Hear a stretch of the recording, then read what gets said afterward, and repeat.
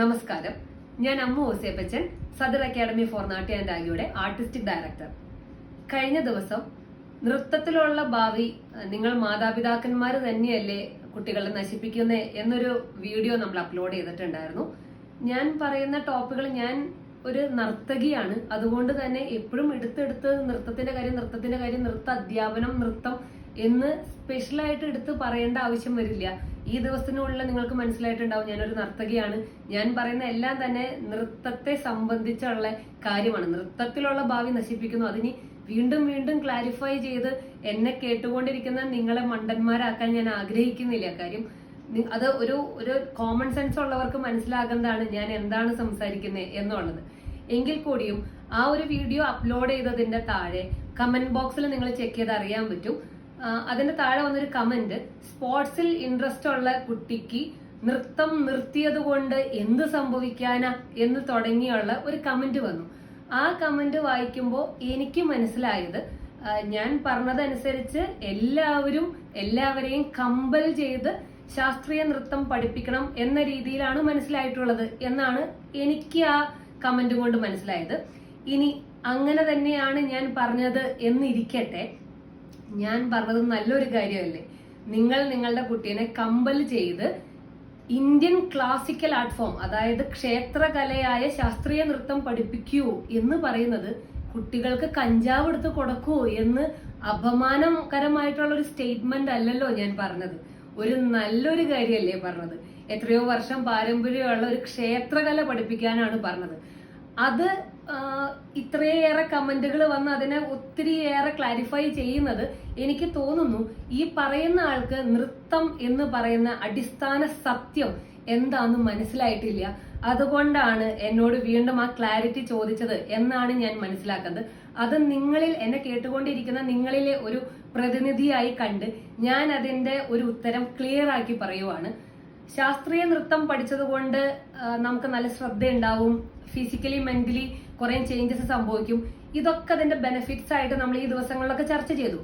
അതിന്റെ മേലെ അടിസ്ഥാനപരമായ ഏറ്റവും വലിയ പരമസത്യമുണ്ട്. ശാസ്ത്രീയ നൃത്തം അഥവാ നൃത്തത്തിന്റെ ഉത്ഭവം തന്നെ കോപിക്കുന്ന ദൈവത്തിനെ ശാന്തമാക്കാൻ, സന്തോഷിപ്പിക്കാനായിട്ട് തുടങ്ങി വെച്ചതാണ് നൃത്തം. മനുഷ്യനാൽ സൃഷ്ടിക്കപ്പെട്ട, മനുഷ്യനാൽ അങ്ങനെ ഒരു സിസ്റ്റം എടുത്തു വന്നിരുന്നു. ദേഷ്യമാവുന്ന ദൈവത്തിനെ ശാന്തമാക്കാൻ, സന്തോഷിപ്പിക്കാൻ ആണ് നൃത്തത്തിന്റെ ഉത്ഭവം എന്നൊരു വിശ്വാസം കൂടി ഉണ്ട് നൃത്തത്തിന്റെ അടിസ്ഥാനത്തിന്. എന്ന് വെച്ചാൽ നമ്മൾക്ക് എല്ലാവർക്കും ദൈവത്തിന്റെ മുഖച്ഛായ സാദൃശ്യവും മാത്രമല്ല, നമ്മളിൽ എല്ലാവരിലും ആ ദൈവാംശം കൂടി ഉണ്ട്. അപ്പൊ ദൈവത്തിനെ സന്തോഷിപ്പിക്കാനായിട്ട് ഉടലെടുത്ത ഒരു നൃത്തം നമുക്ക് സ്വയമേ നമ്മളുടെ ഉള്ളിലുള്ള ദൈവാംശത്തെ ബൂസ്റ്റപ്പ് ചെയ്യില്ലേ? തീർച്ചയായിട്ടും ബൂസ്റ്റപ്പ് ചെയ്യും. നിങ്ങളൊന്ന് ചിന്തിച്ചു നോക്കൂ.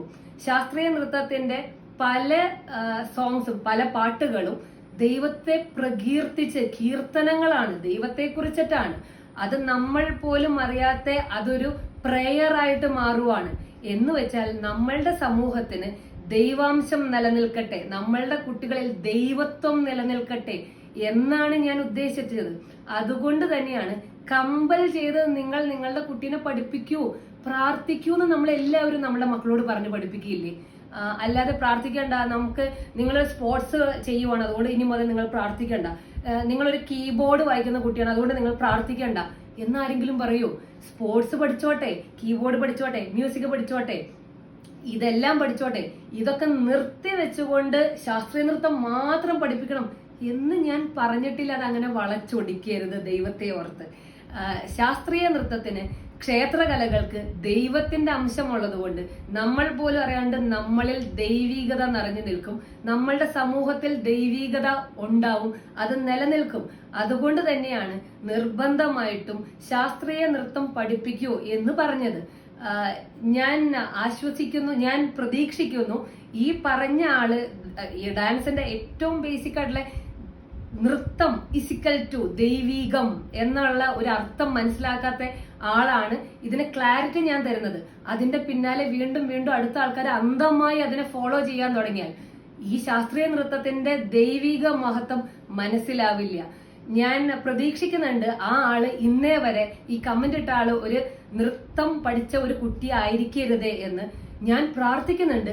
അവർ ഒരു കാരണവശാലും ഒരു ഡാൻസ് ടീച്ചർ ആയിരിക്കരുതേ എന്ന് എനിക്ക് ആത്മാർത്ഥമായ ഒരു പ്രാർത്ഥനയുണ്ട്. സ്വയമേ, കാരണം എന്താന്ന് വെച്ചാൽ സ്വയമേ നൃത്തം ഇത്രയും ദൈവികമാണെന്ന് മനസ്സിലാക്കിയാൽ മാത്രമേ അതിനെ വിശുദ്ധമായും പവിത്രമായും പരിപാവനമായും നമുക്ക് സ്വയമേ സ്വീകരിക്കാനും നമ്മളിൽ അത് ഉൾക്കൊള്ളാനും വരും തലമുറയ്ക്ക് നമുക്ക് പകർന്നു കൊടുക്കാനും പറ്റുള്ളൂ. എങ്കിൽ മാത്രമേ ശാസ്ത്രീയ നൃത്തം അതിൻ്റെതായിട്ടുള്ള എല്ലാ മൂല്യങ്ങളിലും നിലനിൽക്കുകയുള്ളൂ. അപ്പൊ അങ്ങനെയുള്ള ടീച്ചേഴ്സ് എങ്ങാനും നാളെ ഒരിക്കൽ അങ്ങനെയുള്ള ഡാൻസ് ടീച്ചേഴ്സിന്റെ അടുത്ത് പഠിക്കുന്ന കുട്ടികളുടെ ഭാവി എന്തായിരിക്കും, അവരെ വിശ്വസിച്ച് ഏൽപ്പിക്കുന്ന മാതാപിതാക്കളുടെ അവസ്ഥ എന്തായിരിക്കും എന്ന് ആലോചിച്ച് ഞാൻ പകച്ചു പോവുകയാണ്. അതുകൊണ്ട് ഈ പകപ്പ് നിലനിൽക്കുന്നത് കൊണ്ട് നൃത്ത അധ്യാപകരെ എങ്ങനെ ചൂസ് ചെയ്യണം, നൃത്ത അധ്യാപകരെ പക്ഷെ ഇപ്പോൾ കേരളത്തിൽ എങ്ങനെയാണ് നിങ്ങൾ ചൂസ് ചെയ്യുന്നത് എന്ന ദുരവസ്ഥ, അതിനെക്കുറിച്ച് സംസാരിക്കാൻ അടുത്ത ദിവസം ഞാൻ നിങ്ങളെ കാണാൻ വരും. ഈ വിഷയം ഒന്ന് ക്ലിയർ ആക്കാൻ വേണ്ടി ഞാൻ ഇന്ന് വന്നതാണ്. എന്തായാലും അടുത്ത ദിവസം നിങ്ങളെ കാണും വരെ പകച്ചുകൊണ്ട് ഒരു നന്ദി, നമസ്കാരം.